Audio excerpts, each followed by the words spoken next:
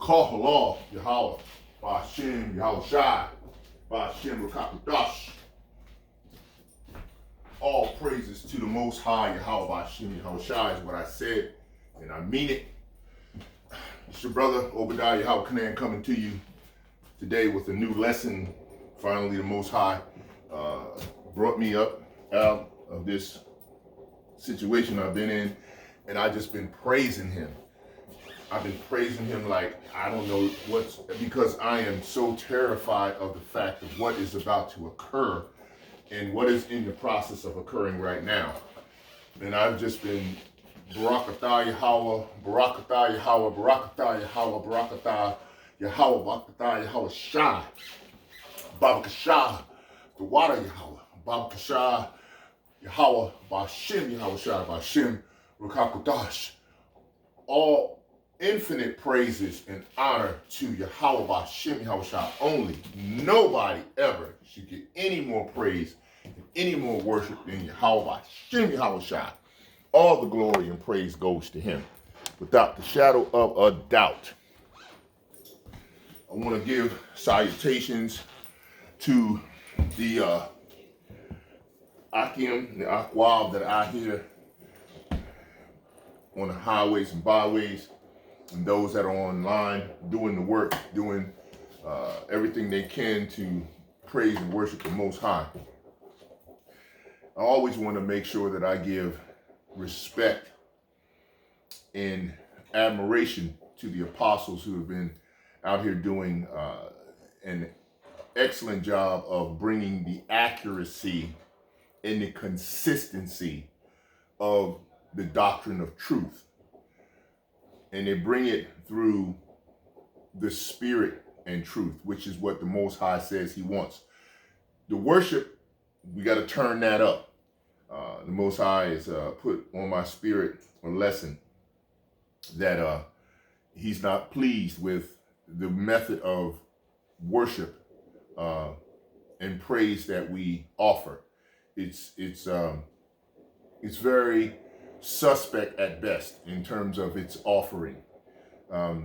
I've said so many times before, the 4 and 20 elders that sit on the thrones in heaven, they toss their crowns to the feet of the Most High, Yahawah Bahashem Yahawashi, and got off their thrones on the prostrate, on their knees, on the ground, praising the Most High. And see, the thing is, in the spirit world, from what we know, okay, there's no time frame like we deal with in terms of here.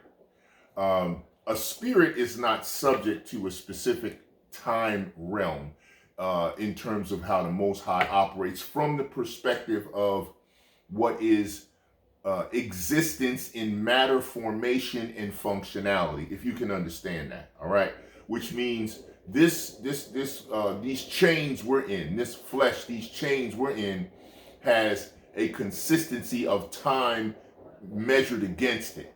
Okay, so our method of operation is affected by the realm of time that we are operating in the flesh, which is these chains, which is pure corruption, because the Most High said that He repenteth that He had to make us in the flesh, which means the flesh and blood is not going to inherit the kingdom of heaven in that realm.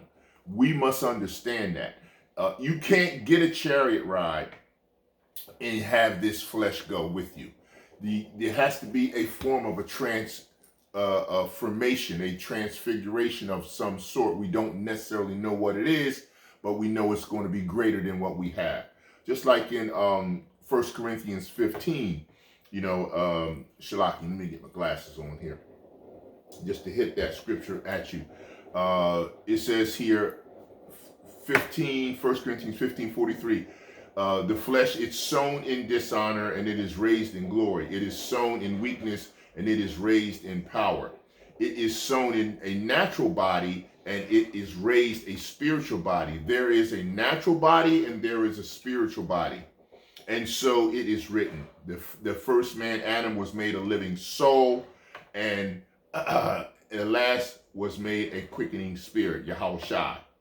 Okay, howbeit was not first which is spiritual, but that which is natural, and afterwards which is spiritual. Okay, the first man is of the earth, earthly, and the second man is Yahawashi from heaven. Okay, so we can clearly see the distinction in terms of, what we're working with here. All right, Shalaki, you want to clean my glasses a little bit, but again, this is what it's about. We got to understand that the Most High is he's a jealous power. He wants things to be him first. Everything that he wants, everything that you do has to be relative to him being first. We have a big problem where when we offer our lessons and our information and our way of breaking out and bringing out the truth to those that are supposed to hear it. Now, when I say those that are supposed to hear it, I'm speaking about the elect and the elite. Now understand what I'm going to say here, because this is very important, okay? The word of the truth here, the doctrine of truth that's being brought out. I'm not talking about the wiki, wacky, tacky stuff that's being said of other particular organizations or religious practitioner organizations or whatever. If they've got bugged out doctrines where they're saying things that don't fit and line up with the consistency and the accuracy of the truth, then clearly the Most High has got a block on them. Now, there's blocks on, when I say blocks, I mean a spiritual block that is filtering through the mental capacity of an individual, okay? You can have people in the truth, but they still have some spiritual blocks that stop them from being able to filter and navigate in the spirit through the truth the way the Most High. And the Most High is doing this. Don't get it twisted. Everything that is going on and that will go on and that is happening is going through his prophetic timeline. He is not changing it for anyone. You don't know his timeline. You have a reason of season when it comes to his timeline. I'll say it again. You and we and me and all of us have a reason of season that gives us a timeline of what he's doing. But we don't know exactly when everything's going to fall completely. We don't know that, all right? So in saying that, you got spiritual blocks that hit people at times. Where, okay, you got individuals, your good rising brother man who's always shaloming people. You got a lot of shalomers out here, okay? They shalom you. They don't want to learn the original paleo language. You can't just call the Most High anything you want to call him. Apostle Gabar said many times, if you're teaching a lie, you're filtering a lie through the whole truth, so nothing of what you're speaking of can be valid, because you can't twist it up and then make it a lie and try to make it true. That's what Esau Edom does. He's twisted up the truth that he shouldn't even have touched, and he's made it a lie, and he's perpetuated it throughout the entire world, which of course the Most High allows him to do. He's controlling that. He's the puppet master for all of everything that's going on. I'm not saying that we're all puppets in that way and being and making a derogatory statement. I'm just saying the Most High controls all things. Left-hand side, right-hand side, upside down, left side, and he's put blocks of spiritual mental capacity on all of us. All of us have some semblance of a block, okay?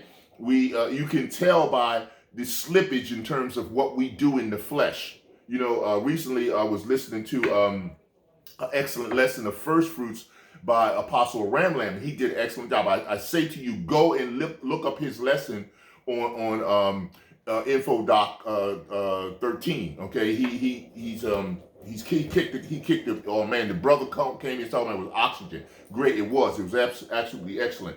Some of the things he said, I reiterate them in things I gotta say. But the point is, we got blocks, okay, and you can tell by people having partial doctrine that bugs out and goes and does things. You got people who are super knowledgeable in terms of research, historical, biblical events that fall in line with scripture, scripturally based people who are lawyers, lawyered up to the degree where they know this inside and out and can retain and bring back stuff. And then they still get bugged out spiritual blockage in certain areas. Some of them have spiritual blockage with a spirit of aggravation on them.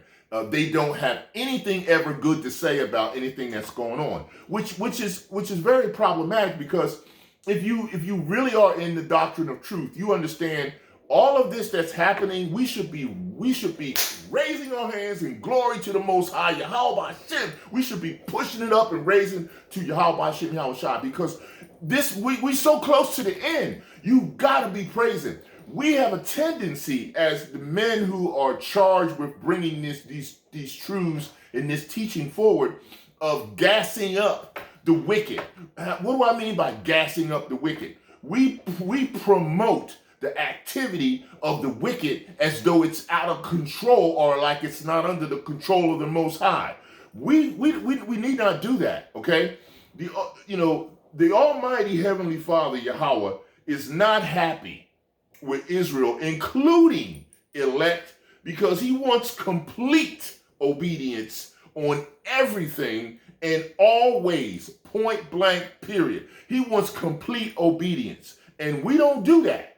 Okay, trust me, we don't do that. Okay, on every lesson that goes out, he wants to be mentioned first, not no weak ass stuff like, all praises to Yahawah Bahashem Yahawashi, Rakakodash, and then I'm gonna give honors and all kinds of other stuff and raise that all up real high and mighty. No, you give the Most High the best you got. When Apostle Ramlam did that lesson, he told you the first few fruits is everything up to the Most High. He gets the first and the best of everything. We're going to crack open this can, and we're going to open up it. Now, if you want to call it a can of worms, call it what you want.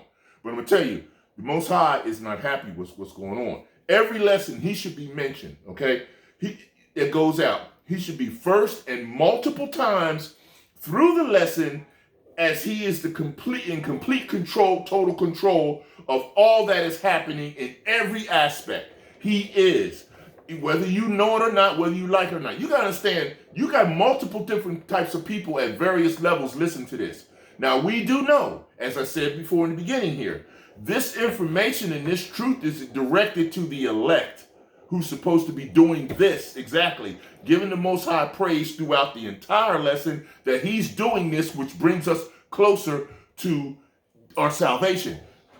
You eke it out every once in a while, once you blowing up the wicked on how much they're gonna come get you and what they're gonna do to you in this world, in terms of putting you, jabbing you up, stabbing you up, MOTBing you up and all that. I mean, that's fine. You gotta get that out. You gotta get that message out. You do. But let me tell you something. You better be praising the Most High, the fact that he's doing it. You need to be showing that through your information and through your doctrines and through your lesson, because he's first in everything, and he's a jealous power, and we're gonna bring out scriptures to prove that this is the case.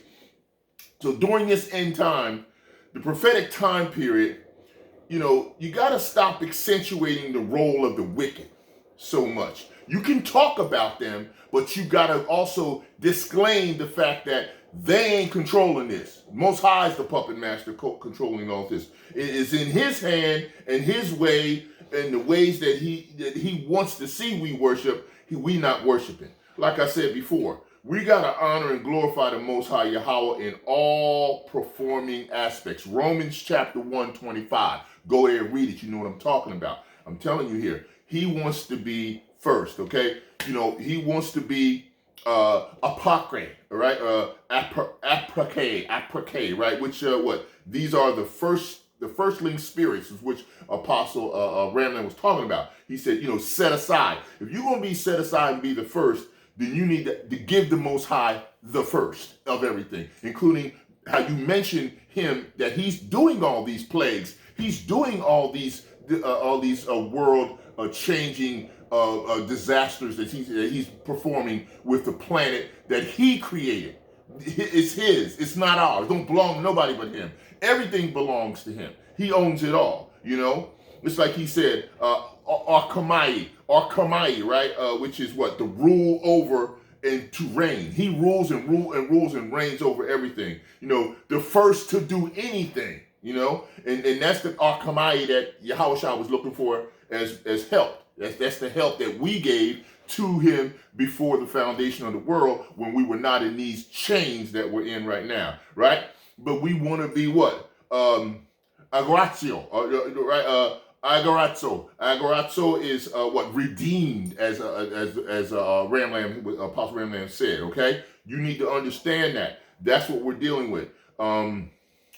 Reyatha is the first of everything. Reyasata, right? Reyasata, right? The principal thing. We need to be showing the Most High that we are going to give him the first, always, through everything we're doing. Never not put anything or any man or anybody or any organization above him. Everything goes to the Most High first and continuously throughout the process.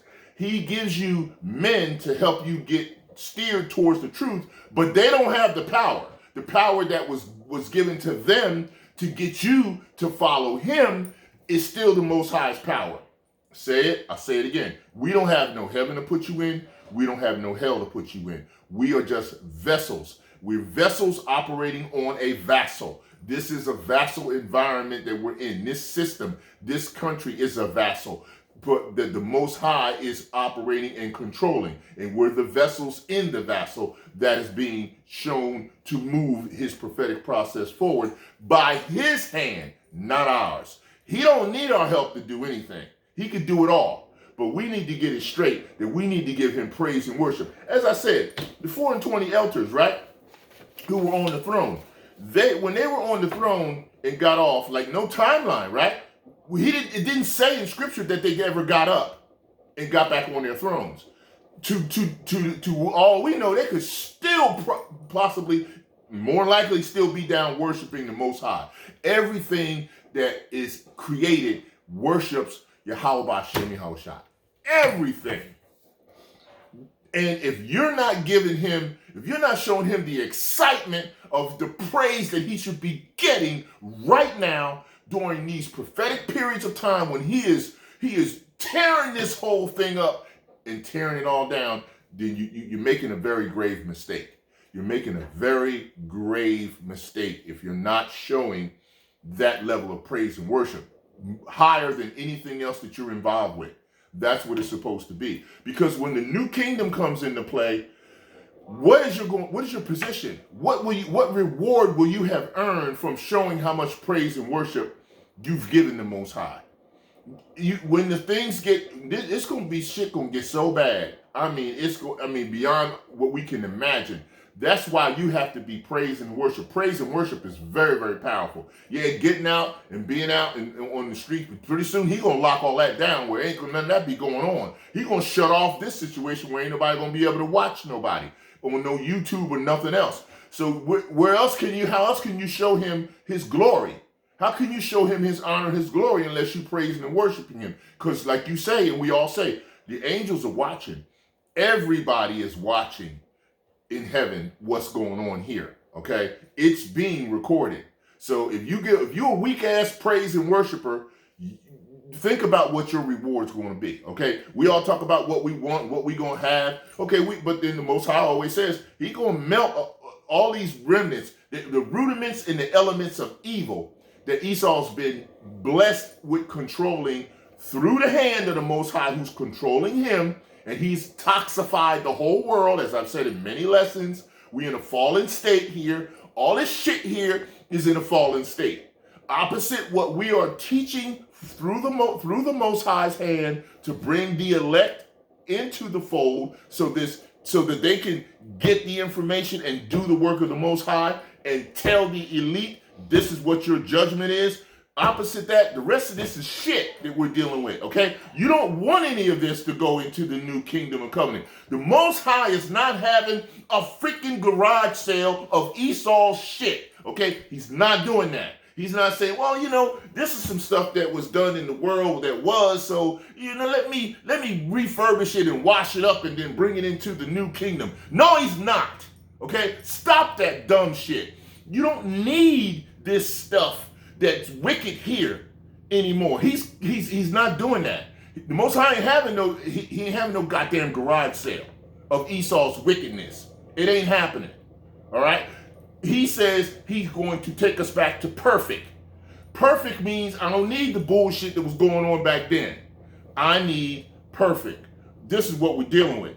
You need to get off that trip and get into the realm of what the Most High said about his spirit and his truth and what he's going to do.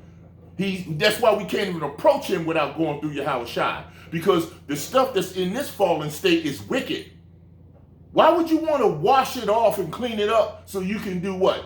Do the same stuff Esau did here? You want to do what he does here, but you're going to try to righteous it up? Most High ain't doing that. He don't need to use the stuff that he used with the wicked. He created the perfect wicked weapon.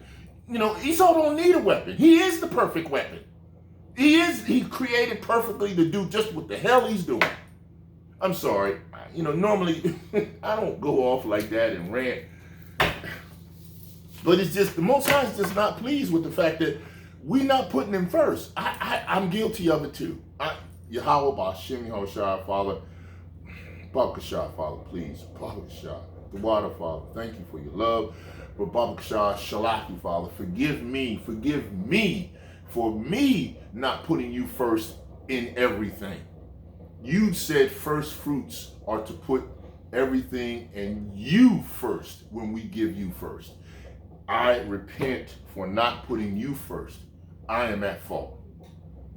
I should know better, and my flesh gets in it, and I don't put you first. We need to put him first. What does it mean to put him first? I don't think we really have a clue. We don't know. But, you know, all right, let me give you the title for the lesson today, because I done went so far already into this. All right, it's going to be, listen, this is going to be a long lesson because there's a lot of precepts I got to get through. It's a lot to talk about, and if you want to hang with it, hang with it. But I'm telling you, I'm not here for your entertainment. I'm here to try to teach you something that the Most High said he needed me to get out to teach you. So this is what we're going to do today. We're going to talk, it says here, the lesson for today is called, Careful What We Say We Know, because he will show. I'll say it again. Be careful what we say we know, because Yahawah, he will show. Okay? Right, so show what? We need to show how to practice the righteous acts. So one of the first things we probably need to address is the first commandment. All right? The first commandment is that you shall have no other power, no other God than Yahawah. How do you teach someone to not do that or to do that? What is the principal way of going behind showing someone how to do that, right? You know, one, you got to stick to the scripts and keep my opinion and your opinion and aspirations out of it. Stick to the script, stick to the scriptures, and keep your aspirations and your opinions out of it, okay? But we don't teach the elect when they're in the process of being woken up by Yahawah Bahashem Yahawashi how to do the laws, because it clearly says that you have to do them. And we're going to go through Deuteronomy precepts that talk about doing, okay? Not just knowing and not just saying, but you have to do them, okay? Because that's what the Most High says. If he said do in the script, then you stick to the script on how to do. So clearly, we have to show someone how to worship and how to honor Yahawah Bahashem Yahawashi, the Father, in the way that he said do it. And don't deviate and do it some other way. Okay? All right, so the first we're gonna go back in the Torah, Book of Remembrance, you know, whatever you want to call it, as long as you're calling it the right thing, right? We're gonna go back to Exodus, all right? Go to Exodus chapter 20, all right, with me. So join me at Exodus chapter 20, and we're gonna hit we're gonna hit verse 5 to start this off, okay? Because we have to know what does the Most High say about how you need to honor him, okay, to do what he says do, in order to have no other power or God except for him. And it reads, all right, thou shalt not bow down thyself to them, nor serve them, for I, the Lord Yahawah, thy power, am a jealous power, a jealous God, visiting the iniquity of the fathers upon the children unto the third and fourth generation of them that hate me. Okay, so what does that mean? Okay, so let's go right up to the verse above it, so we can get a little clarity on that, right? Let's go up to the first verse, all right? All right, verse 1 at the top of Exodus 20. And Yahawah spake all these words, saying, I am Yahawah, I am the Lord. All caps. When you see all caps, that's Yahawah. I am Yahawah, thy power, okay, God power, right? Which hath brought thee out of the land of Egypt, out of the house of bondage, right? Right? That's now 3. Thou shalt have no other gods before me. That means nothing you doing should ever be first and more important than him, okay? Thou shalt not make unto thee for any graven images or any likeness of anything that is in heaven above, or that is in the earth beneath, or that is in the water under the earth. So, the first commandment is telling you, reminds us that everything in the Torah flows from the love we have for our power, okay? Which is a response to the love he has for us, okay? This love was demonstrated by Yahweh's deliverance of Israel. He didn't deliver anyone else. He delivered Israel, right? Out of the house of slavery. That's Deuteronomy chapter 5, verse 6, right? Okay? Nothing else in life should concern us more than our desire to love and be loved by our power, okay? If we do have some other concern stronger to us other than our love for our power for Yahawah, it is not so much that we are breaking Yahweh's rules, but that we are not really in a relationship with our power. The other concern, be like money, power, security, recognition, sex, or anything else has become your God. It's become your power, right? That's what you bring first. How many people do you know, and including myself, I'm guilty of it as well, at times where something will raise up in my spirit that does not line up with me giving the Most High the first position, okay? And I know it. That's a false God. And it will have its own commandments at idle with God. And it's automatically at odds with the Most High. And we will inevitably violate the Torah, which we will, as we comply with this God's requirements, whether it be a job or a person or a child or whatever. He says he's first, always complete in everything. And you have to continue to bring that up. You can't just say it once and then blow off and start gassing up the wicked and what they getting ready to come down on you with. Because they're not coming down on you. It's the Most High using them to come down on you. It's not him. It's not wicked doing something out of control, out of the hand of the Most High, right? So, of course, observing the commandments is conceivably only for those who start by worshiping no other than Yahawah Bahashem Yahawashi. That's how you do it. Okay, you want to defend the gospel. Well, someone said something and they went off and they said some crazy nonsense about John the Baptist or the book of Hebrews, or they said something about the seed of the man. And so you go off on them to defend the gospel. Well, yeah, you can defend the gospel, but the way you defend it is through teaching how to do the law. If you teach them how to do the law, that's going to defend the gospel. Because in the process of explaining the teaching portion of how to do the law, you're defending the gospel. Can you not see that? Does that not register? The better teacher you are, the easier and the more effective you are in the defender of the truth. Okay? That's how you become a defender of the truth. Okay, if you go to school or if you get taught by anyone, once you're taught properly and you have the right doctrine, you have the accuracy, you have the consistency, it falls in line with the timeline of the prophetic timeline that the Most High set up, then what you're doing is you are defending the Most High's truth. You are defending his divine word because you're teaching what the truth is and what's not the truth. Okay, you don't have to fight with someone about that. There's no need to do that. There's no need to get into useless debates with people who are bugged out. What you do is you follow script. You go to the script, which is what the men of the Lord who are doing accuracy and the truth, who came out with the accuracy and the truth that was given to them by Yahawah Bahashaam Yahawashi are doing, which is what they're supposed to be doing. What you do is you cite the violation. Okay? You cite the violation. You explain the judgment through the scripture.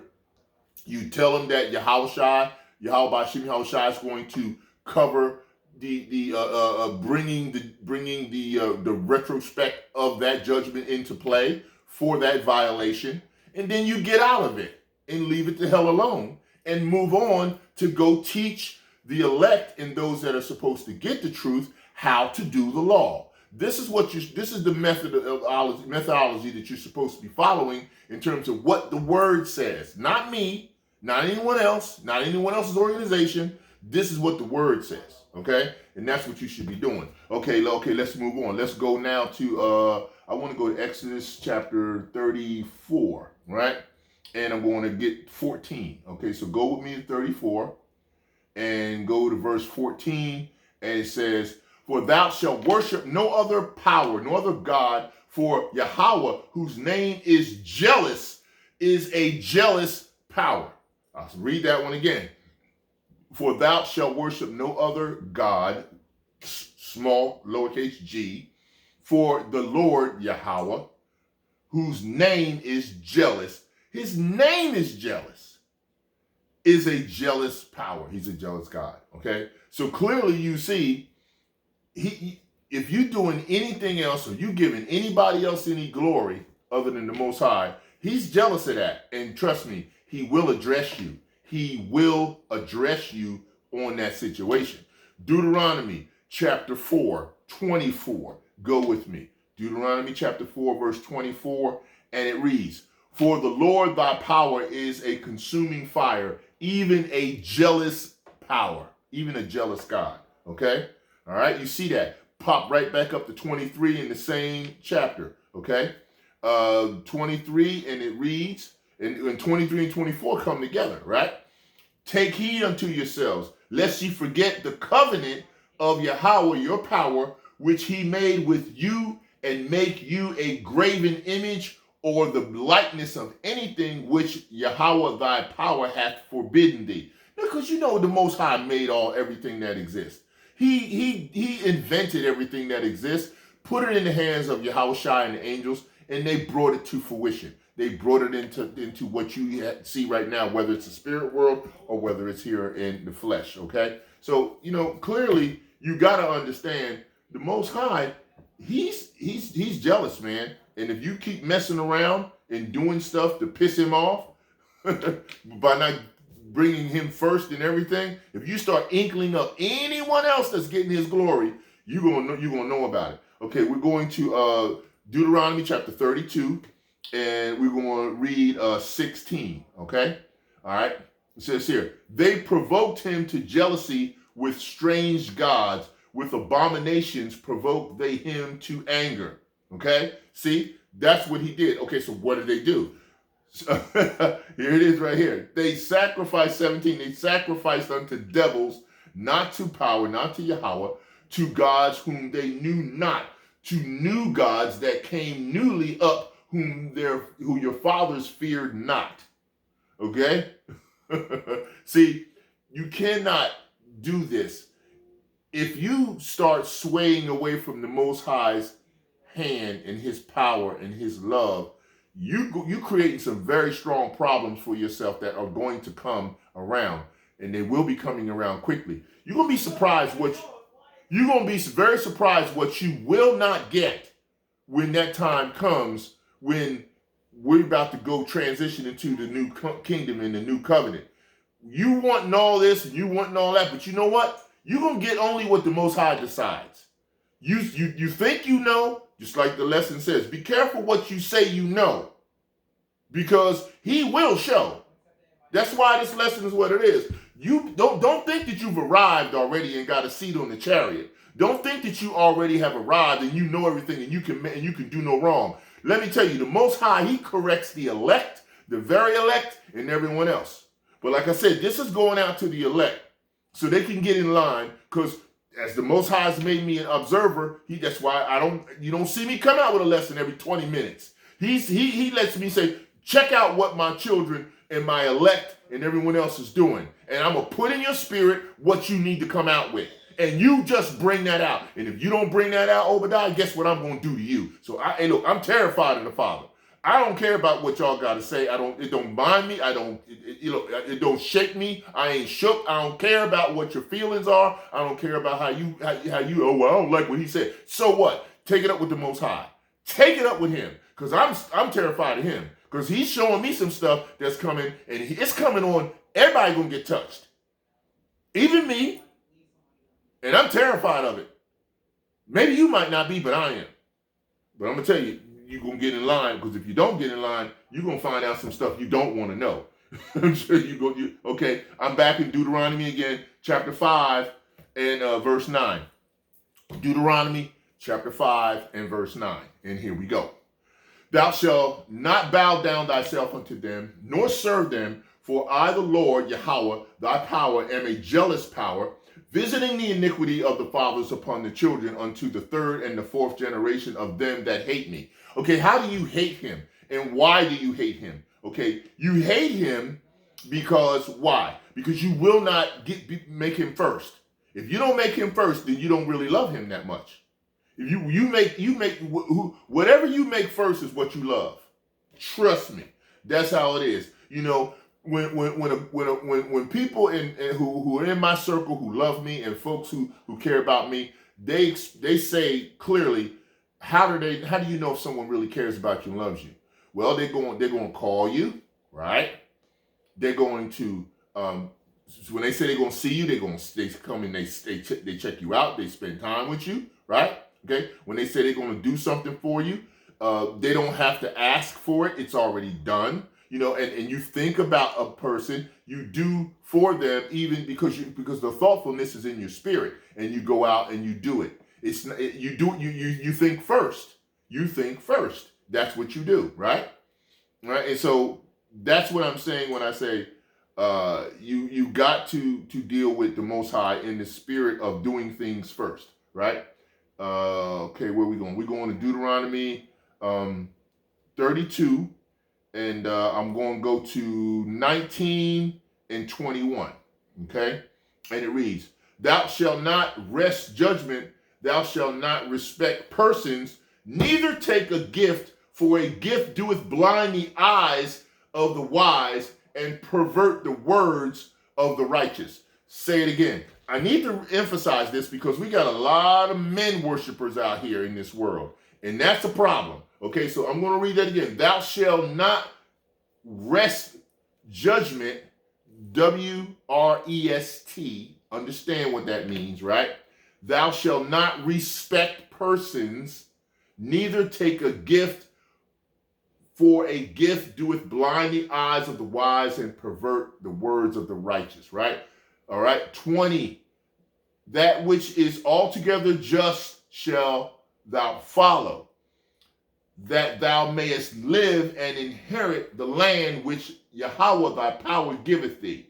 Thou shalt not plant thee a grove of any trees near unto the altar of Yahawah thy power, which thou shalt make thee. Neither, 22, neither shalt thou set thee up any image which Yahawah thy power hateth.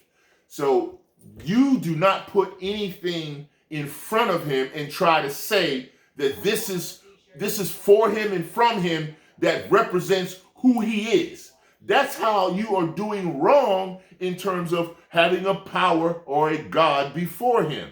All right? We're trying to teach you not to do that. That's what this says. It's teaching you don't do that. Let's say it again, okay? Thou shalt not plant thee a grove or any trees near unto the altar of the Lord Yahweh thy power, which thou shalt make thee. So, you know, this is his creation.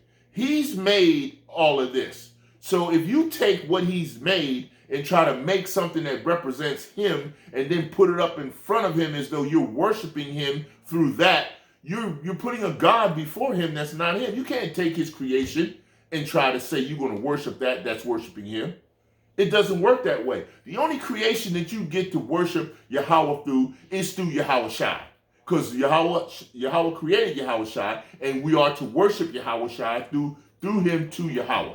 That's why it says, that's why you're supposed to be enthusiastic in your mantra and in your language when you speak about the Most High. When you say, Call YAHAWAH BAHASHAM YAHAWASHI, all praises to Yahweh, to the Father, in the name of the Son, because he's our mediator. You can't get to the Father without that. So the praise got to go through him.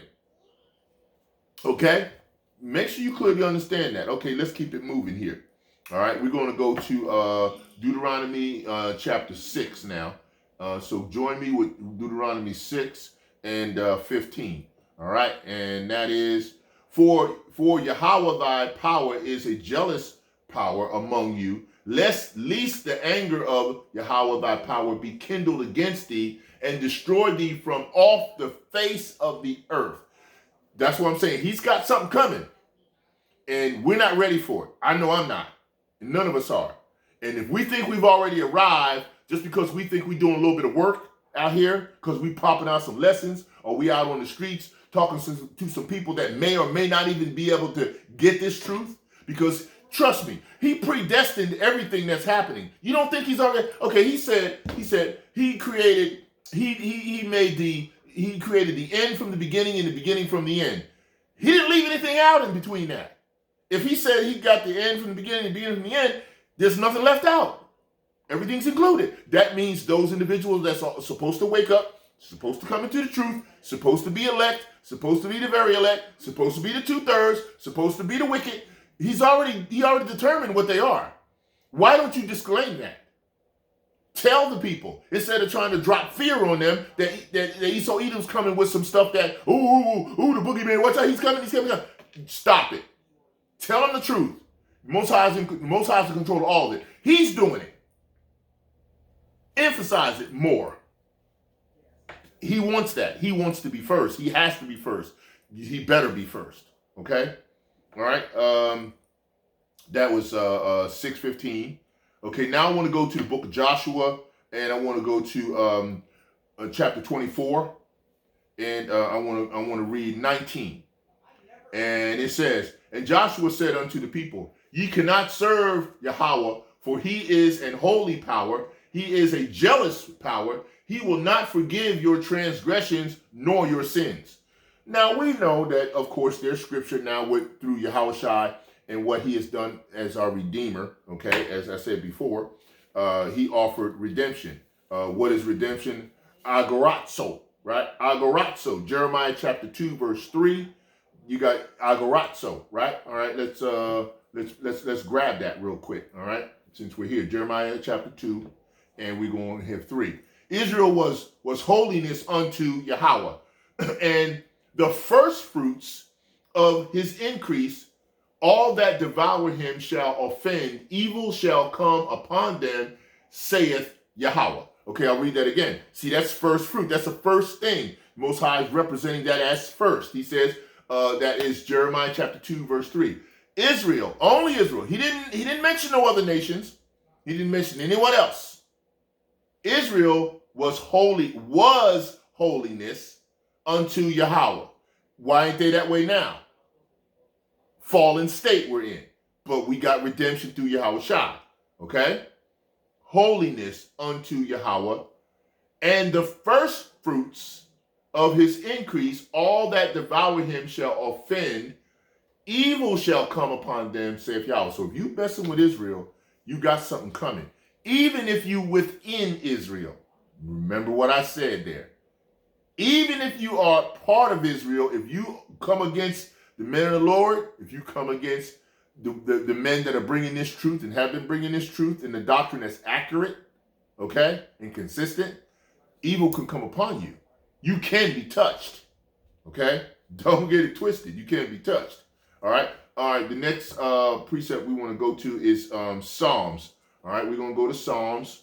So go meet me at Psalms chapter 79. All right, 79, and we're going to go with 5, verse 5. 79 and 5. How long, Yahawah, question, wilt thou be angry forever, question? Shall thy jealousy burn like fire? Now, see, that brings me into saying, okay, I remember reading clearly in Scripture about Yahawah calls his ministers a flame of fire, okay? And he also talks about when Yahawashi returns, when Yahawah sends Yahawashi and he returns, he'd like to see a fire going and how great that fire would be. Now, there's many different breakdowns in terms of showing the reciprocity of that. In other words, how that works and what comes back from it. The take that the Spirit gave me was, if you're a minister of fire, okay, and he expects the fire to be kindled, then he expects that you to be on fire for him in terms of getting this truth out and getting it out accurately.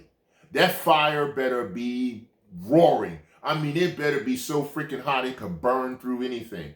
That's the kind of fire he wants to see of his ministers of fire. He don't want to see no flicker of a bick. He wants to see serious fire.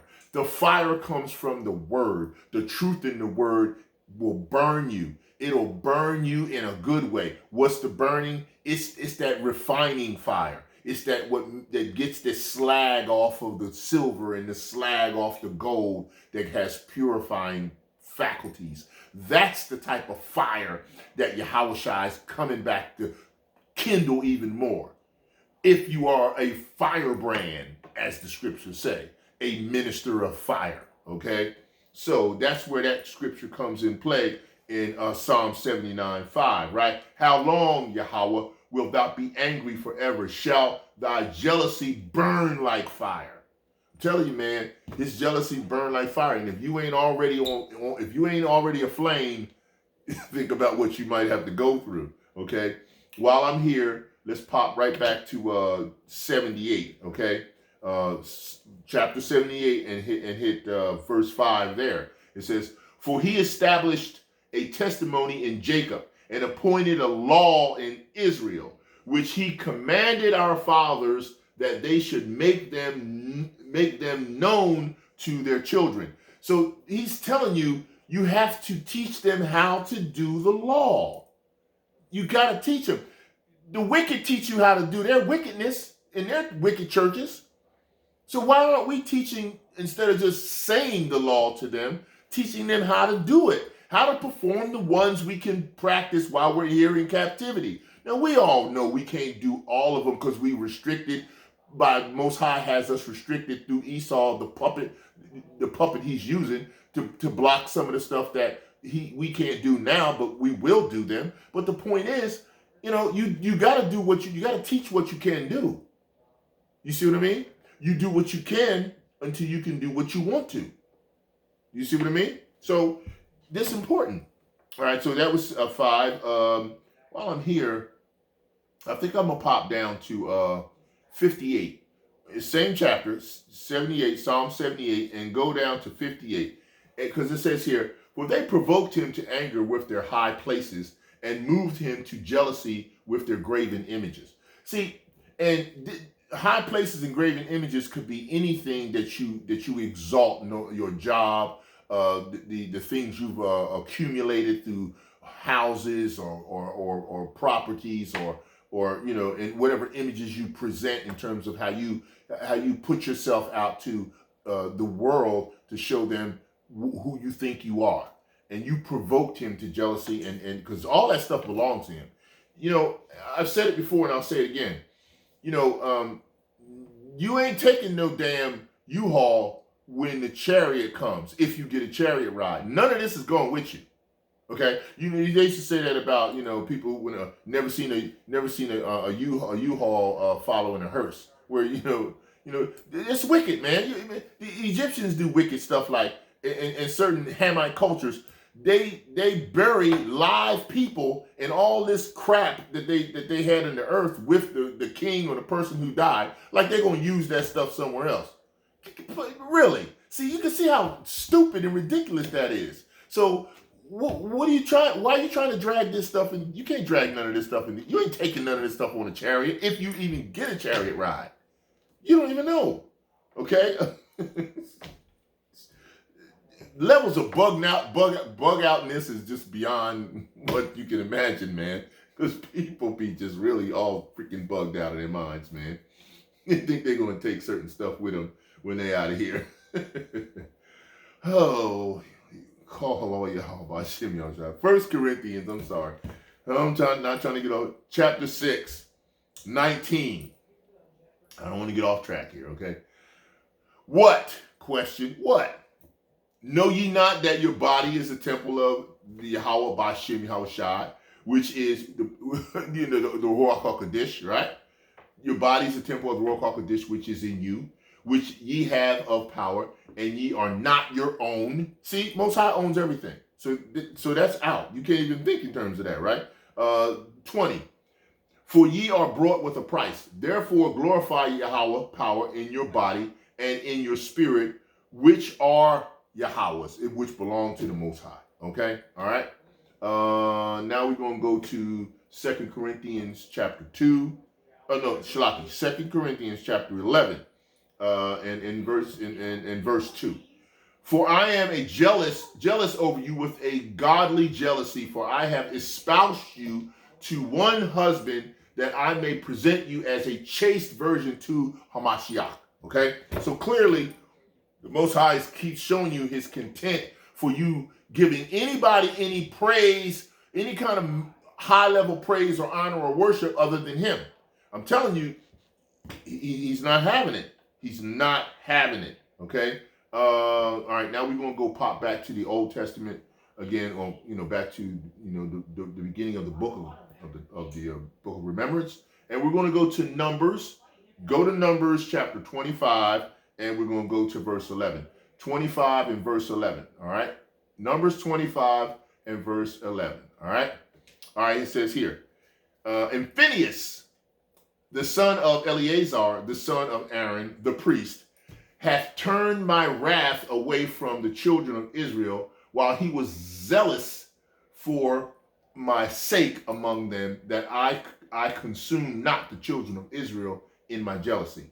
Now, if you know the story of Phinehas and what happened, when Moses was talking to Aaron about what Phinehas and his sons were doing in some of the things that they were getting involved in.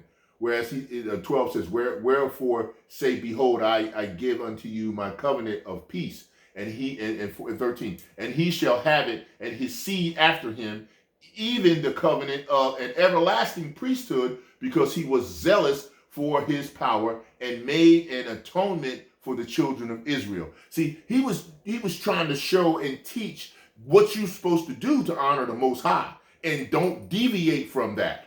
See, so that's important. Okay, let's go to 1 Kings.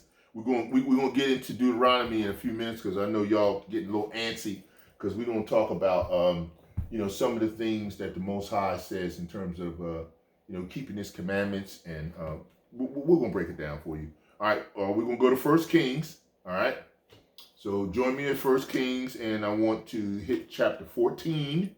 Go to 14, and we're gonna hit 22. Now this is important because Judah, the king tribe, Judah is the king tribe, and they got to come out first and lead us into the way that the Most High is directing this prophetic line of salvation to occur. And once Judah comes all the way out, then the rest of the tribes can seek forth. My tribe of Reuben. You see what I'm wearing, okay? We got a lot of wickedness going on. Gadites and Reubenites and Issacharites. I'll tell you, man. Woo! Yahawah Bahashem Yahawashi. Father have mercy. We got some wickedness going on in the northern kingdom, man. But it's been like that. But Judah got some issues too. Okay, so let's read about that for a minute. We're First Kings chapter 14, and we're going to go with verse 22. And it says, "And Judah did evil in the sight of Yahweh, and they provoked him to jealousy with their sins, which they had committed above all their fathers had done." I'll read it again. And boy, look at Judah right now, the way they doing and the things they're doing to date. If they're not doing some wickedness that's beyond wickedness, well, we always, so many of the brethren talk about it. Manak Zakba, he talks about it all the time. Man, when Judah go wicked, they go way beyond wicked. Okay, they really do. 22, "And Judah did evil in the sight of Yahweh, the Lord, and they provoked him to jealousy with their sins, which they committed above all that their fathers had done. For they also," 23, "for they also built them high places and images and groves on every high hill and under every green tree." 24, and there were also sodomites in the land, and they did according to all the abominations of the nations which Yahweh cast out before the children of Israel. Right? See, so even then, just like now, we got sodomy that's just beyond.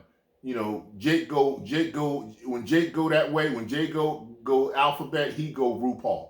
Okay, see, so you can see, man. I'm saying we way off the scale here. Okay, just way off the scale. All right, go to First Kings chapter 19. All right, we're gonna go to First Kings chapter 19. And we're going to hit 14, all right? Shlaki on the call there. And he said, "I have been very jealous for the Lord Yahweh, power of hosts, because the children of Israel have forsaken thy covenant, thrown down thine altar, slain thine prophets with the sword, and I, even I only, am left, and they seek my life to take it away."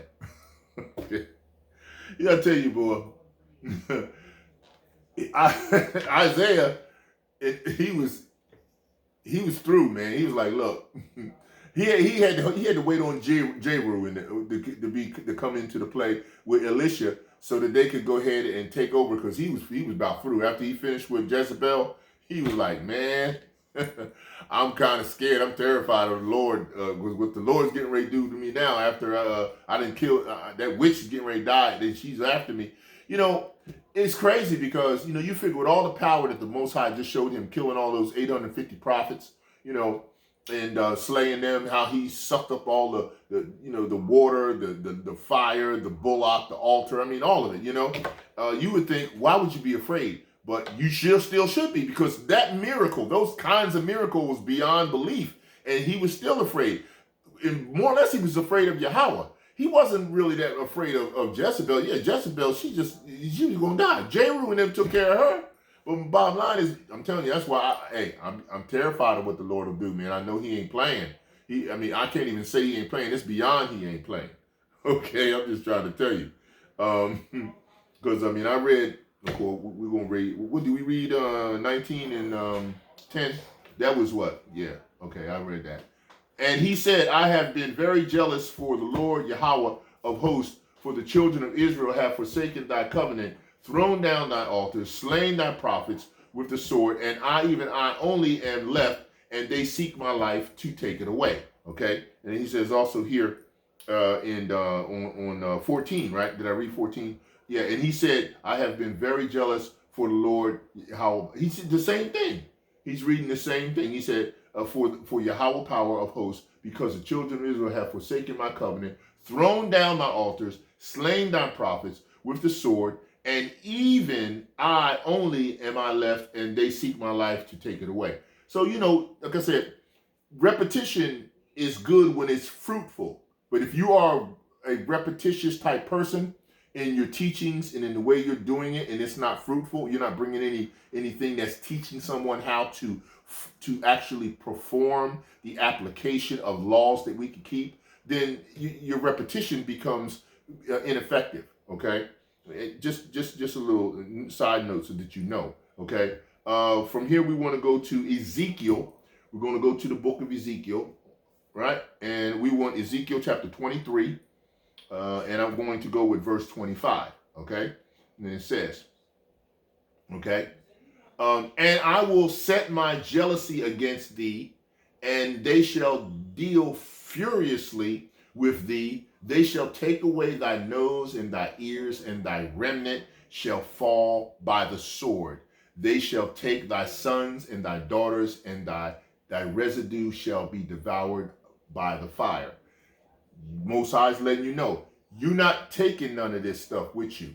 This stuff is going to be eliminated because it's been in the hands of the perfect weapon, the perfect evil, and you can't have it. You don't want it. Why would you want to be why would you want to be holding on to stolen property that has been corrupted and tainted to the degree that it's of no use to you? You know, one of the worst things in the world is to have something that is stolen, but it was wicked. So now you got some stolen wicked property that's cursed. Why would you want that? That doesn't make any sense, right? But you got people who they want to be, they jealous that Esau got this wickedness and they don't control it. It's like they want to be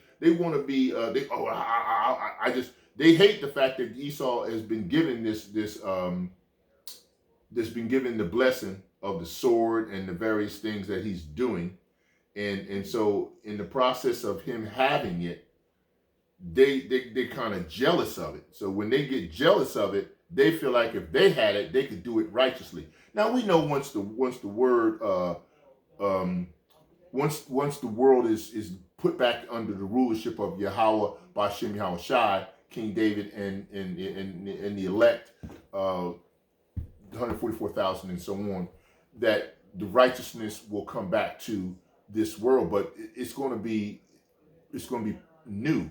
It's got to be new. We can't reuse used stuff. It's just not necessary, because why would we need to? The Most High is going to make everything as it was from the beginning, right? The covenant that's here now, that has to be done away with, and we're going to have something that's so much better, okay? I'm going to Nahum chapter 1, and I want to hit verse 2, okay? Nahum chapter 1 and verse 2. Yahawah is jealous, and the Lord revengeth. Our power is jealous, and Yahawah revengeth. Yahawah revengeth, and he is furious. And Yahawah will take vengeance on his adversaries, and he reserveth wrath for his enemies. So he's not forgetting anything. Nothing is going to skate by or get away. He's got it coming. All right. So that's I just had to make sure that you had that clear in reference to what the Most High is bringing, and that he's not happy with what's going on. He's not happy at all in terms of the way we as the hopeful. If you're the hopeful elect, then that means you still got issues. See, but we got to say that because we don't know if we are or not. We might be 2/3. We don't know. Most High might not be approving of any of what we're actually doing, because he's so holy that we can't even approach the Most High. We got to go through Yahawashi, which is what we're supposed to. But the point is, don't think you've arrived and you could just do and say anything you want to anybody, because that's out. Okay. Now let's talk about the fact that the Most High said do the commandments, because we got to get into that. That's part of the teaching that you have to understand how to do. How many times has he said in the word that he expects us to do them, not just know them? And in the doing means someone has to teach you. Just like you can't drive a car, you can't drive a truck, you can't drive a bus unless someone shows you how to do it. You could read a book on it. When you take a driving test, you read the book for the driving test, but you still got to get behind the wheel. Someone has to be there sitting beside you to show you this is how you do it. or you're not gonna pass the driving test. You're not driving. You're not going anywhere. Okay, the first precept we're gonna go on is we want to go to Leviticus chapter 22. So we're gonna be in Deuteronomy a lot, in Leviticus, because that's where you're gonna get your marching orders on how to do stuff. Okay, so Leviticus chapter 22, and we want verse 31. Okay, and it says, "Therefore shall ye keep my commandments and do them." Okay, and there's a colon right after that. "And do them, I am Yahweh." See, right off the bat, he's telling you, you have to what?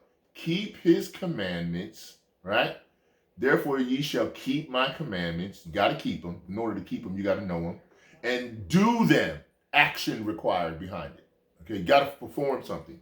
Okay, the next one we're going to is Deuteronomy, and we're going to chapter 6 and we're going to read 1 through 2. Okay, now these are the commandments and the statutes and the judgments which Yahweh your power commanded to teach you. Teach you. Teach you means you have to do something. When you go to school or you go to college or whatever, and you get taught something, you're expecting you to do what it is you were taught. Okay? "Teach you that ye might do them in the land whether ye go to possess it." Okay?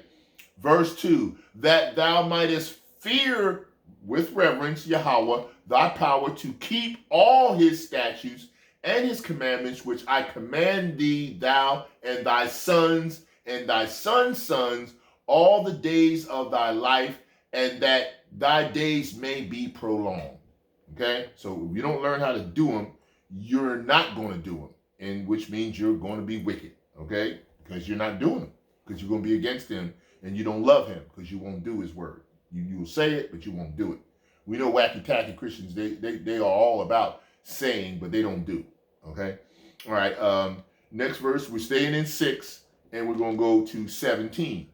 And 17 reads, "Ye shall diligently keep the commandments of Yahweh your power, and his testimonies and his statutes which he hath commanded thee." Okay, all right. So you can see right there, he's telling you, you got to diligently keep them. In order to diligently keep something, you got to know how to do it. All right. Now we're going to go to 7. Deuteronomy 7 and 11 is the precept I want. "Thou shalt therefore keep the commandments and the statutes and the judgments which I command ye this day to do them." Last thing he said, to do them. Okay? And then we're going to go to Deuteronomy chapter 8, 1, Shalaki. And Shalaki on the phone call, man. They just always right. "All the commandments that I am commanding you today, you shall be careful to do." Okay? He said to do, "that you may live and multiply and go in and possess the land which Yahweh swore to give to your fathers." You see what I'm saying? So right there, he's still telling you right off the bat, you got to do. It's a doing thing. All right? All right, the next one is Deuteronomy 8:6. Okay? And it says, Therefore thou shalt keep the commandments of Yahweh thy power, to walk in his way and to fear him." Okay? And then we'll go to Deuteronomy chapter 10, and we're going to go to 13, and it says, "To keep the commandments of Yahweh and his statutes, which I command ye this day for thy good." Okay? All right, and then we're going to go to 11 in verse 8. "Therefore shall ye keep all the commandments which I command you this day, that ye may be strong and go in and possess the land, whether ye go to possess it." Okay? All right? And then we're going to go to 11:32. 11:32, and it reads, "And ye shall observe to do all," to do, ye shall observe to do all the statutes and judgments which I set before you this day. Okay? All right, and then we're going to go to 13, Deuteronomy 13 and 18. And it says, when thou shalt hearken to the voice of Yahawah thy power, to keep all his commandments, which I command you this day, to do that which is right in the eyes of Yahawah thy power. See, the do is continuously coming out that you have to do it. You can't just be a hearer of the word. You have to be a doer of the word, okay? And doer of the truth, right? Okay,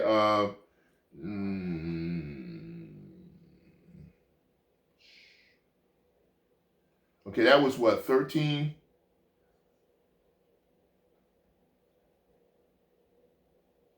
I want to hit 15 real quick. Deuteronomy chapter 15, 5.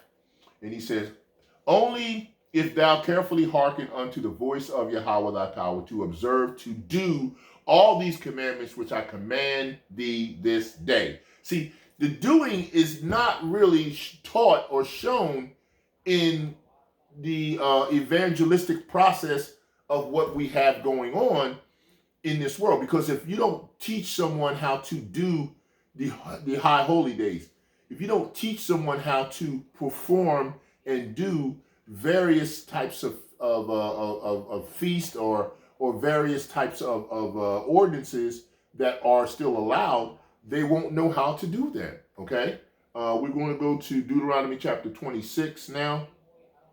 Let's see, go back here. Deuteronomy 26. All right, and I want to go to 16. And and it reads, Deuteronomy chapter 26, verse 16. This day Yahawah thy power hath commanded thee to do these statutes and judgments. Thou shalt therefore keep and do them again with all thine heart and with all thy soul. See, he said it twice there, to do. You got to do it. Deuteronomy chapter 27, and we're going to go with 10. And thou shalt therefore obey the voice of Yahawah thy power, and do his commandments and his statutes, which I command thee this day. See, so he's still telling you, you got to do them. It's just not just knowing it, you got to do them, right? All right. Okay, I want to go to 28. Is that right? I believe so. Right. Okay. Deuteronomy chapter 28, and we're going to go at 13. And it says, and Yahawah shall make thee the head and not the tail, and thou shalt be above only, and thou shalt not be beneath. And if that thou hearken unto the commandments of Yahawah thy power, which I command ye this day to observe and to do them. See, not just observe them to look at them. He wants you to also get involved with actually performing them, the performing process of doing them. Okay? Deuteronomy chapter 28 and 58 from here. All right, go to 58. And 58 reads, if thou wilt not observe to do all the words of this law that were written in this book, that thou mayest fear his glorious and fearful name, the Lord thy power, thy God. Okay? See? Got to do it. 29. Deuteronomy chapter 29, verse 29. And it reads, the secret thing belongeth unto Yahawah, our power. But those things which are revealed belongeth unto us and to our children forever, that we may do all the words of this law. See? Do all the words of the law. So just like he said in scripture about the fact that the Most High hideth things in secret, but a king's role and his line to do is to search them out. I mean, roughly paraphrase, but that's basically what we're saying, right? All right, Deuteronomy 30 and 8. All right, 30 and 8, and it reads, and thou shalt return and obey the voice of Yahawah and do all his commandments, which I command thee this day. Okay? Deuteronomy 30:10. If thou shalt hearken unto the voice of Yahweh thy power, to keep his commandments and his statutes, which are written in the book of the law, and if thou turn unto Yahweh thy power with all thine heart and with all thine soul. Okay? Deuteronomy 30:16. In that I command thee this day to love Yahweh thy power, to walk in his ways, and to keep his commandments and his statutes and his judgments, and thou mayest live and multiply, and Yahweh thy power shall bless thee in the land whether thou goest to possess it. Okay? And then, of course, we're going to also get 32 and 46. So go to 32 and 46, and it reads, And he said unto them, Set your hearts unto all the words which I testify among you this day, which ye shall command your children to observe, to do all the words of this law. Okay? All right, that was 46, right? Yep. Now I'm going to go to Joshua. Going to the book of Joshua. So go with me. And the first precept we're going to go is we're going to go 22 and verse 5. But take diligent, Joshua chapter 22, verse 5. But take diligent heed to do the commandment and the law which Moses, the servant of Yahweh, charged you, to love Yahweh your power, and to walk in all his ways, and keep his commandments, and to cleave unto him, and to serve him with all your heart and with all your soul. That was Joshua chapter 22 and verse 5. Now we're going to go to 23 and 6. Joshua chapter 23 and 6. Be ye therefore very courageous to keep and to do all that is written in the book of the law of Moses, that ye turn not aside therefrom to the right hand or to the left. I'm going to read that one again. That was fire. Be ye therefore very courageous to keep and to do all that is written in the book of the law of Moses, that ye turn not therefore therefrom to the right hand or to the left. Now we know the Most High has a right hand and a left hand, that he controls both. So you don't want to turn away from anything. So that means also when he does that left hand work on people and on individuals and on nations, praise him for what he's doing. Praise the Most High for what he's doing when he do that. Okay? Give it up. Because he deserves it. Okay? All right. I'm going to go now to 1 Kings. I'm going to pull a precept from there. 1 Kings chapter 2 and 3.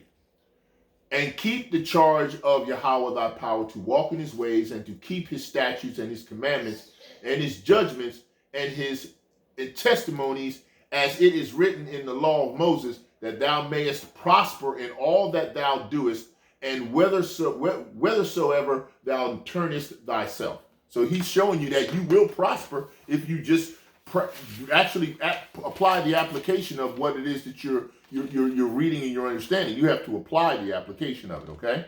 All right. First Kings 3 and 14. Okay, I had that one already. I'll read it again. And if thou wilt walk in my ways and keep my statutes and my commandments, as thy father David did walk, then I will lengthen thy days. Okay. 1 Kings chapter 6. Okay. 1 Kings chapter 6, and we want 12, verse 12. 1 Kings chapter 6 and 12. Concerning this house which thou art in building, if thou wilt walk in my statutes and execute my judgments and keep all my commandments to walk to them, then will I perform my word in thee, which I speak unto David thy father. So it's always, you got to be doing it. It's not just, the process of you hearing it and then saying, oh yeah, that sounds like a pretty good idea. Oh, well, maybe I can't. No, you got to apply yourself. You got to be courageous, okay? 1 Kings chapter 8 and verse 61, okay? 8 and 61. 1 Kings chapter 8 and 61. Let your heart therefore be perfect with Yahweh our power, to walk in his statutes and to keep his commandments as at this day. Okay? That was 1 Kings chapter 8, verse 61. Now I'm going to go to 1 Kings chapter 9 and verse 4. 1 Kings chapter 9, verse 4. And it says here, Shalaki. Yes. As for you, if you walk, and if thou wilt walk before me as David, thy father, walked in integrity of heart and in uprightness, to do according to all that I have commanded thee, I will keep my statutes and my judgments. See? He said to do as David did. So that's very important, to do it, right? 1 Kings chapter 11 and 38. 1 Kings chapter 11 and 38. And it shall be, if thou wilt hearken unto all that I command thee, and wilt walk in my ways, and do that is right in my sight, to keep my statutes and my commandments, as David my servant did, that I will be with thee, and build thee a sure house for David, and will give Israel unto thee. See, so you get it all, but it's all new with the Most High once that particular process comes into play, right? And that's what you want, right? Second Kings, I'm going to go with 2 Kings now. And I need 17, chapter 17, and I want 13. 2 Kings 17, 13. 2 Kings 17, 13. Yet Yahweh testified against Israel and against Judah by all the prophets and by all the seers, saying, turn ye from your evil ways, and keep my commandments and my statutes, according to all the law which I command your fathers, and which I sent to you by my servants, the prophets. Notwithstanding, 14, notwithstanding, they would not hear, but hardened their necks like the neck of their fathers, and did not believe in Yahweh their power. And they read 15. See, that's why I'm reading more of this, because this is important. And they rejected his statutes and his covenant that he made with their fathers, and his testimonies which he testified against them. And they followed vanity and became vain, and went after the heathen that were round about them, concerning whom Yahweh had charged them that they should not do like them.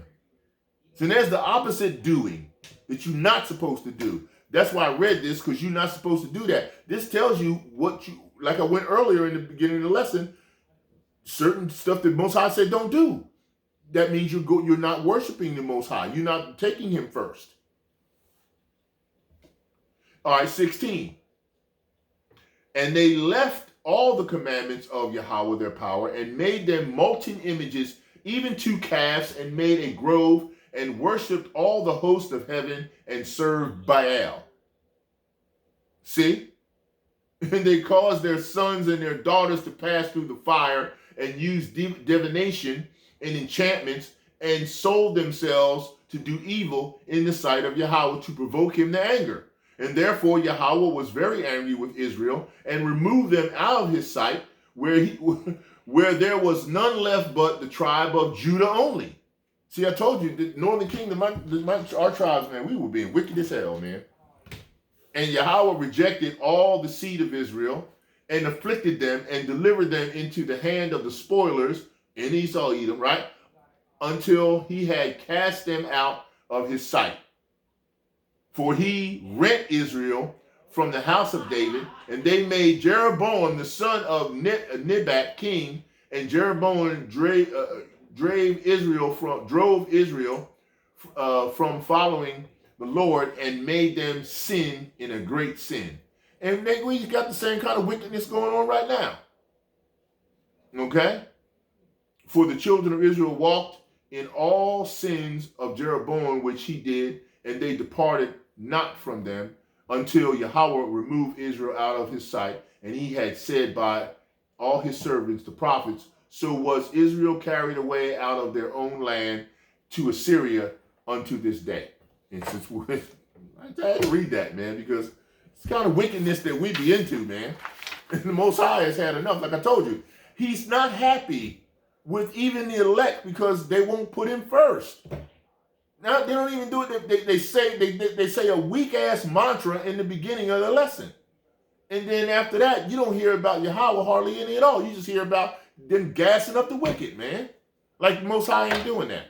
Oh, well, you're supposed to just take in consideration that the Most High is doing that. If you studied enough, if you've been in the Word long enough, you already know that the Most High is doing that. Well, you still got to say it. You gotta proclaim his name and his power and his glory. How many times did he deal with, told Moses and the rest of the wicked children and the non-believers that where he took out? He just took them out of Egypt and he showed, stand and see the glory and the majesty of the Lord when he parted, the sea. He has to have the glory. He has to have all the glory and all the honor. Nobody else gets that, man. And he wants to hear you say it. That's why he said, Yahawashi said, if you proclaim me to in public and of me and my Father, I will proclaim you in heaven to the Father and the angels. It works that way. If you don't do it, why do you expect him to do it? Okay, I got I got a lot more precepts to go here, and this will take you into 2 hours. I'm going to try to get through them pretty quick here. I'm going to do a few more, and then I'll come out because I know I got a lot to go through. All right, the 2 Kings, I did 17, right? Okay, all right. 2 Kings 21:8. And I will not make the feet of Israel wander any more from the land which I gave their fathers, if only they will observe to do according to all that I have commanded them, and according to all the law that my servant Moses commanded them. All right, that was 2 Kings 21:8. These are the precepts I had gotten down because I had a lot to cover here. The lesson's been long and waiting, right? Psalms chapter 78:7. That they should put their confidence in Yahweh and not forget the works of Yahweh, but keep his commandments. That was Psalm 78:7. Matthew chapter 19, 17 through 19. And he said unto him, why are you asking me about what is good? There is only one who is good. But if you wish to enter into life, keep the commandments. Then he said unto him, which ones? And Yahawashi said, you shall not commit murder, you shall not commit adultery, you shall not steal, you shall not bear false witness, honor your father and your mother, and ye shall love your neighbor as yourself. But if you just don't worship any other power but Yahweh, you can keep all these. You're doing all those. Leviticus chapter 18:26. But as for you, you are to keep my statutes and my judgments, and ye shall not do any of these abominations, neither the native nor the alien or whom sojourn among you. Okay? Leviticus chapter 19:37.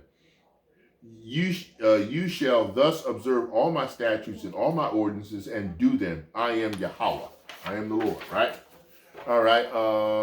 Also, I got Leviticus 20:22. You are therefore to keep my statutes and all my ordinances and to do them, so that the land to which I am bringing to you bringing you to live, you will live and I will not spew you out. Right? Okay. Leviticus 25:18. You shall thus observe my statutes and keep my commandments, and keep my judgments, so as to carry them out, that you may live surely on the land. Deuteronomy 4:1. Now, O Israel, listen to the statutes and the judgments which I am teaching you to perform. See, teaching you to perform, so that you may live and go in and take possession of the land which the Lord Yahweh of your fathers is giving you. Okay? Deuteronomy 4:5. See, I have taught you statutes and judgments, just as Yahweh, my power, commanded me, that you should do thus in the land where you are entered to possess it. He said here, 4:5, see, I have taught you the statutes. That means you had to be taught how to do it. Why don't we do that? How come we don't teach anyone how to do the law? It's said right here, 4:6. So keep and do them, for that is your wisdom and your understanding in the sight of the peoples, who will hear all these statutes and say, surely this great nation is wise and understanding people, which we don't show that at all. We don't show that we're a great, wise, and understanding people because we don't even do the law. We do the wicked stuff. 4:14.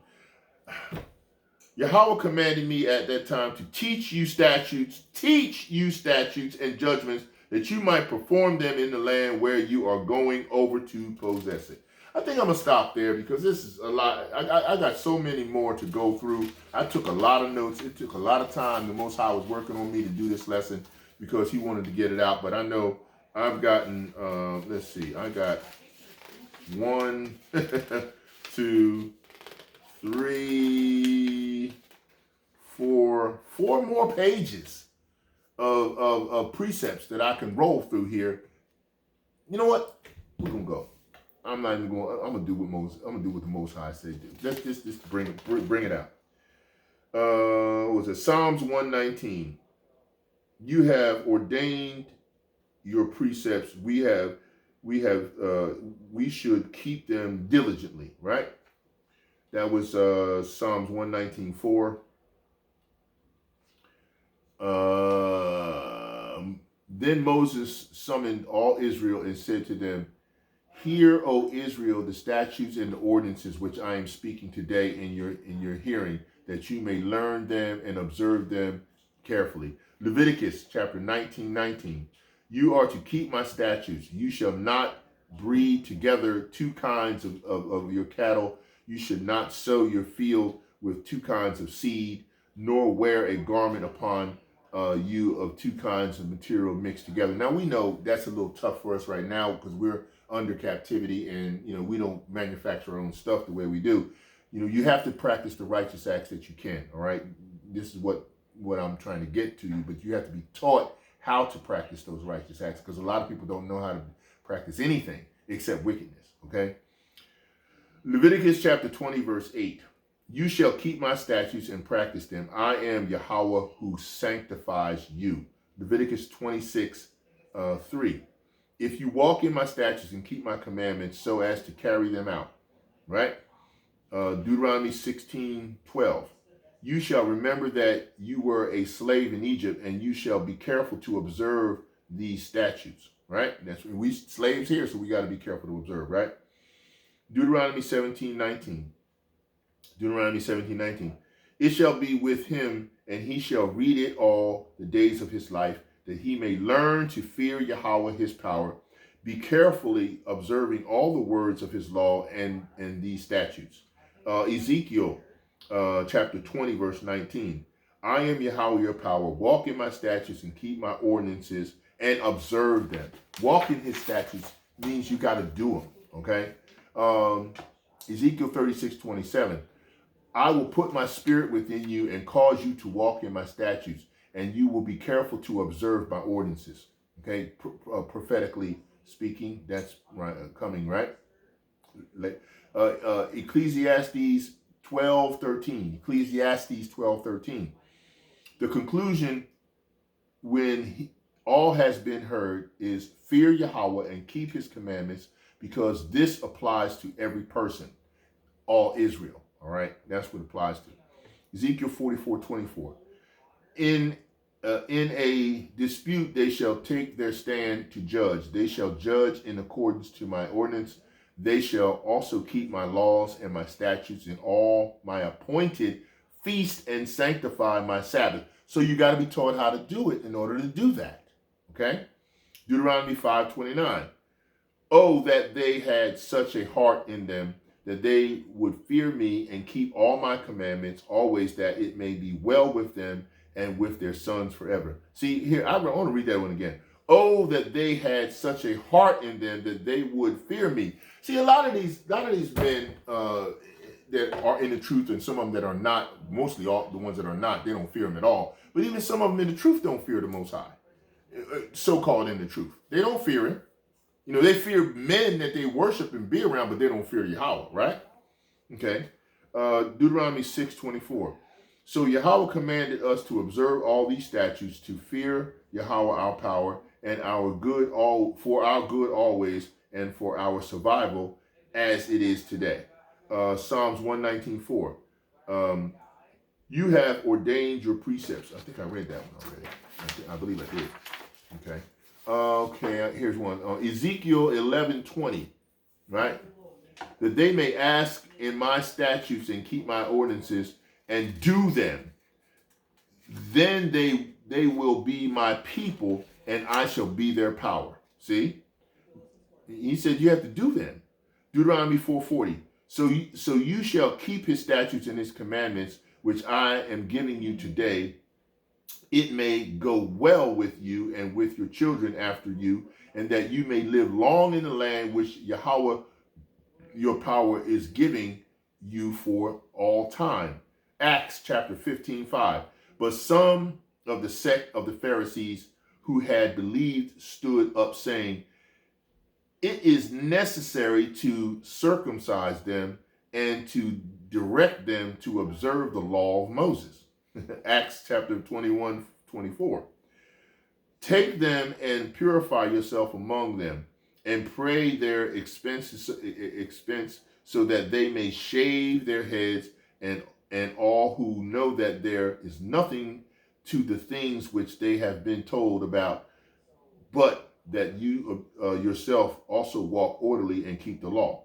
That was dealing with when Paul, I think it was Paul or Peter, was dealing with a sacrifice that was happening under the you had to do under the law of a Levitical when you're becoming part of a Levite, doing the Levite sanctuary functions.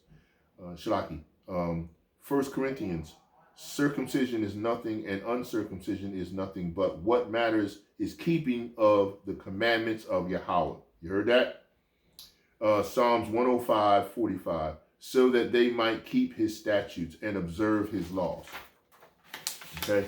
All right. This is my last one, notes on precepts here. Luke 11:28.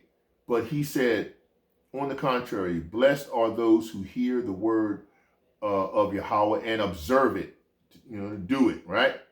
Psalms 119:2. How blessed are those who observe his testimonies, who seek him with all their heart. Proverbs 10:8. Proverbs 10:8. The wise of heart will receive commands, but a babbling fool will be ruined. Okay? 1 Timothy 6:14. 1 Timothy 6:14. That you keep the commandment without stain or reproach until the appearing of our Lord Hamashiach Yahawashi. Yahawashi Hamashiach. 1 John 5:3. For this is the love of Yahweh, that we keep his commandments, and his commandments are not grievous. Okay? And of course, the last one is James chapter 1, verse 22. But prove yourselves doers of the word and not merely hearers who delude themselves. So there it is. So that is what I was trying to tell you before. We got to teach how to do it. And that was your first lesson in how to do it. The precepts, the script, stick to the script. It teaches you how to do the law. It teaches you how to do the first part of the law. The first one we addressed was not to have any other power, any other God except Yahawah Bahashem Yahawashi. That's it. No one else, no other thing that's created can be worshipped but the Most High through Yahawah Bahashem Yahawashi. That's how it works. And that's why I said the lesson is be careful what you say you know, because Yahawah will show. And on that note, I think we covered what we needed to. Shalaki on anything that I've done to offend the Most High. I certainly don't want to do that, and have to stay in a continuous state of repentance. And while we are in that state of repentance, we must remain humble. I'm sure all of those 420 elders on wherever they're kneeling down in front of the Most High have been so humble, and they're going to stay humble. And I pray that this lesson was a blessing to you. And whenever the Most High brings me out to do another, that's when he brings me out to do another. Other than that, I just got to say shalom.